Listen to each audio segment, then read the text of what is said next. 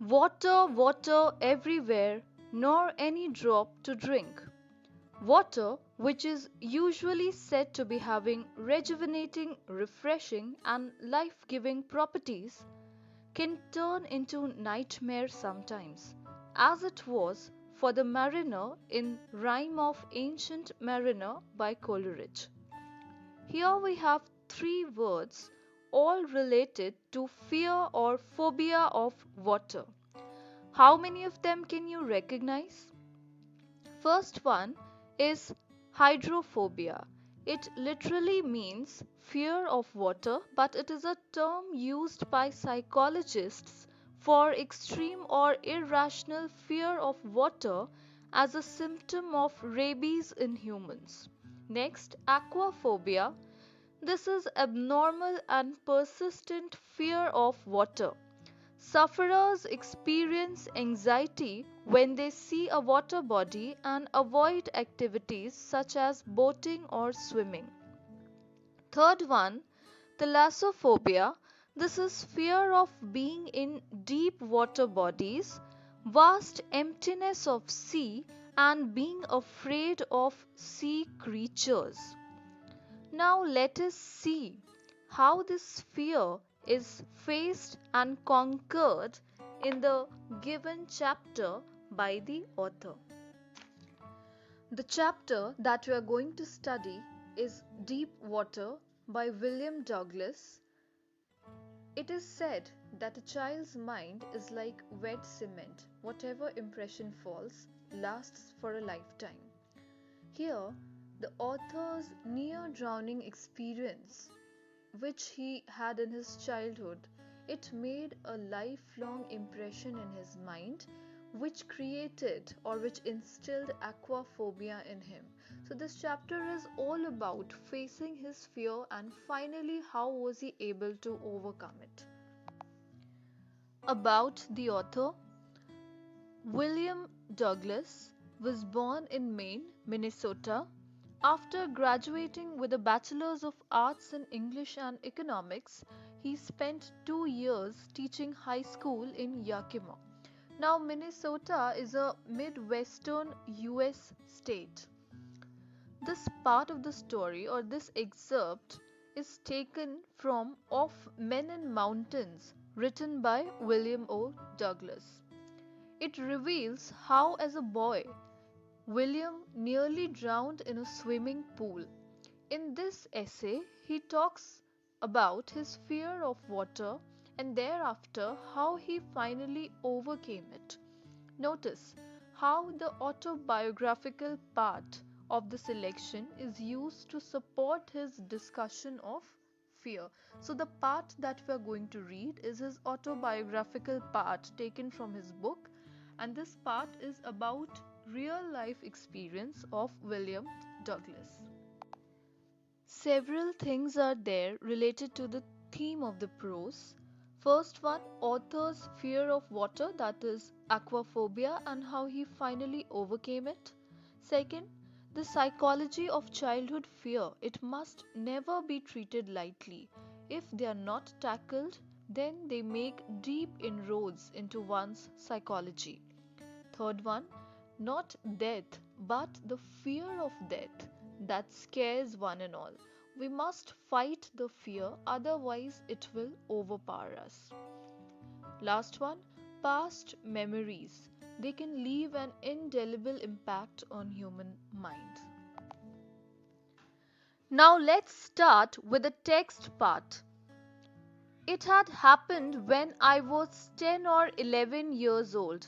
I had decided to learn to swim. Here, the author, when he was 10 or 11 years old, he decides to learn to swim at a swimming pool in YMCA in Yakima.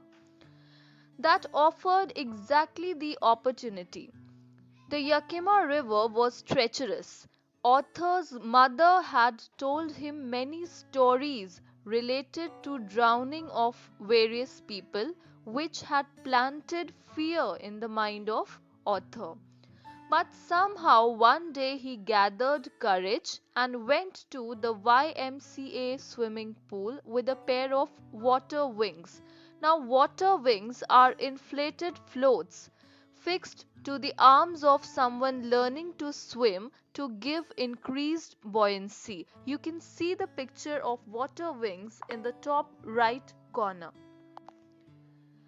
Now, this aversion or dislike for water bodies is not something new for the author. He developed it when he was 3 to 4 years old. His father took him to a beach in California where they stood together and the waves, they knocked him down and swept him over. So this the first encounter with water, when the water waves they buried him. Notice the use of the word buried. It is used in a negative sense because buried is used for people who are dead. Therefore, this childhood fear was still imprinted in his mind. Now, when he went to the YMCA swimming pool, all those unpleasant memories were revived. The childish fear was revived. But somehow the author gathered confidence and paddled with his new water wings. And somehow he was just beginning to feel at ease in the water body when this misadventure happened. And what was this misadventure? Let us see. When the author reached the pool, no one was there at that time. The place was quiet, water was still. And here he describes the swimming pool and the water as white and clean. Now notice how water is described here, and over the story, as the story moves, notice how the description of water is going to change. How the color that have been used, it is going to change. I had not been there long when in came a big bruiser of a boy. So a very big aggressive boy came there who was much elder to him, and he tried to body shame him. The author, he was quite lean and thin, he was skinny. So he told him, "Hi skinny, how would you like to be ducked?" So he's trying to bully him. Not only he's trying to bully him, he picked him up and tossed him, threw him into the deep end of the pool.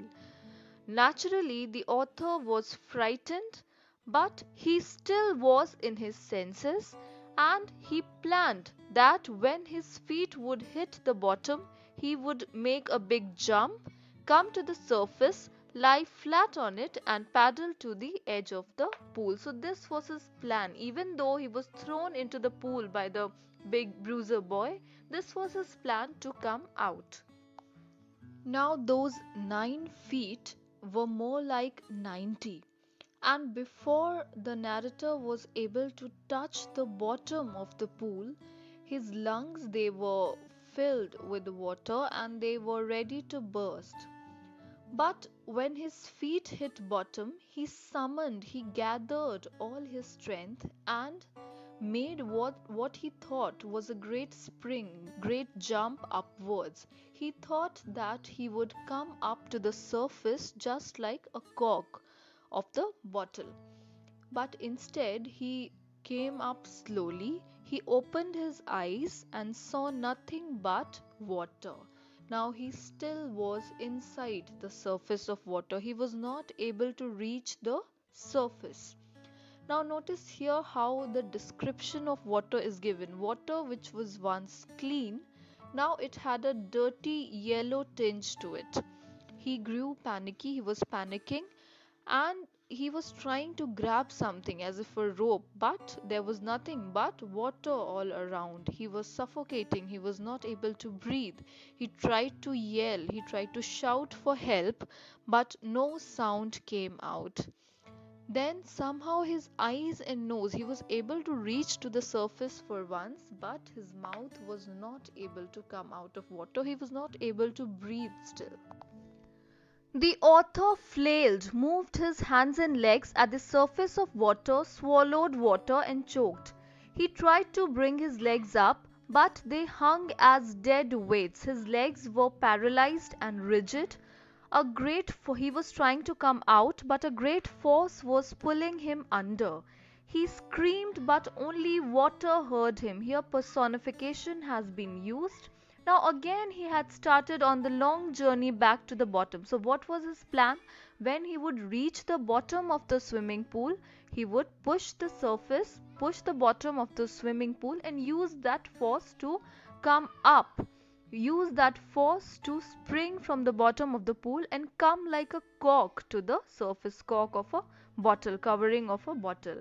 Then when he was able to come to the surface, he would lie flat on the water, strike out with my arms. He would try to swim towards the edge, but he could not come up. Instead, he went down, down endlessly. Notice the repetition of the word down here, which stresses that how much of struggle he had to do, but he could not come up. Instead, he was moving down. Here water is described as yellow, and it is described as something that is terrorizing him. Now this terror knew no understanding, no control. His mind, his heart, his emotions were overpowered by that terror, and he was paralyzed underwater. He was stiff, he could not move, he could not think.